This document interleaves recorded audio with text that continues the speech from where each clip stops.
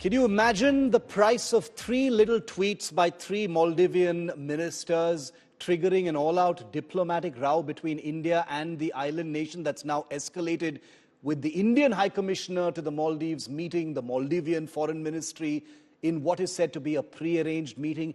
That is how much things have escalated. This came hours after India's External Affairs Ministry here in the national capital of India summoned the Maldivian ambassador Ibrahim Shaheed in Delhi amidst this ongoing crossfire over the very insulting remarks against Prime Minister Narendra Modi by 3 young Maldivian ministers who've since been suspended. This is after the Prime Minister's viral Lakshadweep stopover. Take a look.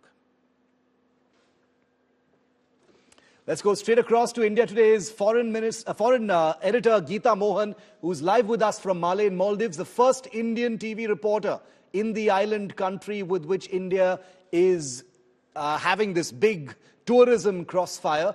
Geeta, you're there in Malé now, the capital of Maldives. What's been the political fallout in Maldives as of today? 72 hours after this big fight began on social media, cancellations are apparently taking place. But what's the fallout there in Maldives that you're sensing? Well, the political fallout over here in the Maldives when it comes to the derogatory remarks made by the ministers has been the suspension of the ministers. But what is following suit is our summons by the Indian Ministry of Foreign Affairs for the Maldivian envoy there, and again the Indian High Commissioner here was also called in by the Ministry of Foreign Affairs. So concerns continue despite the suspension.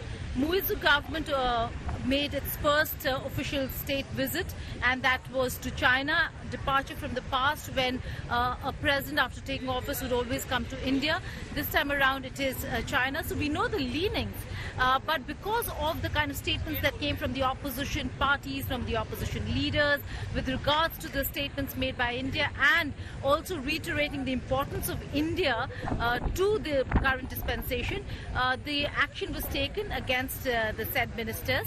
Having said that, we are looking at Maldivian government, Muizu's government, engaging India and trying to now control the damage that has already been done. We'll have to wait and see whether if this would mean more dip in ties or maybe engagement to control what has already become a very soured relationship between the two nations. Having said that, for now we're seeing action, but will it be followed by some sensible movement in terms of how the Maldives wants to engage India is something we'll have to wait and see. Okay, because 11% of tourist inflow from India is not a small thing to ignore. That's perhaps why all of this is happening right now. But Geeta, what's the mood that you've been sensing? You know, this has been a particularly ugly sort of exchange between India and Maldives, mostly on social media. But now we're seeing envoys being summoned in both countries. What's the mood that you've been sensing wherever you've been, in government offices, resorts, hotels in Maldives?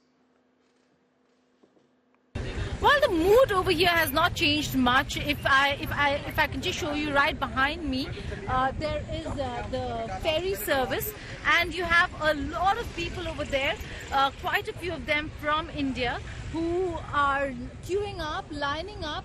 You can see right behind me over there, queuing up to get onto the ferry services. I spoke to a few, and they were saying that, well, both countries will have to ensure that they manage this entire crisis and that the ministers over here do not make irresponsible remarks. Having said that, the development of one should not come at the cost of the other. While there should be promotion of Lakshadweep, why Prime Minister Modi did the right thing about talking of how tourism should improve in Lakshadweep within India's own lovely beach cities, towns, union territories.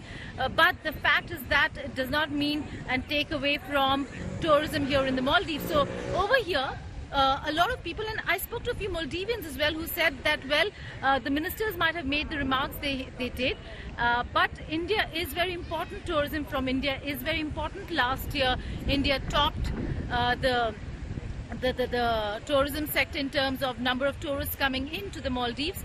And also, it's not just about tourism. The engagement between India and the Maldives has to do with exports, imports. They import a lot of food items, medicines.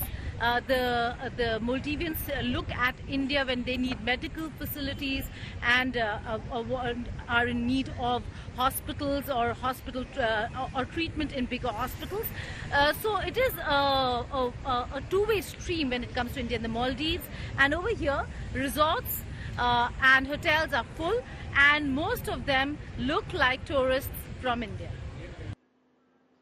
Geeta, thanks very much for joining us. Geeta, the first Indian reporter on the ground in Maldives. She'll be reporting the entire extended fallout of this big crossfire between India and Maldives.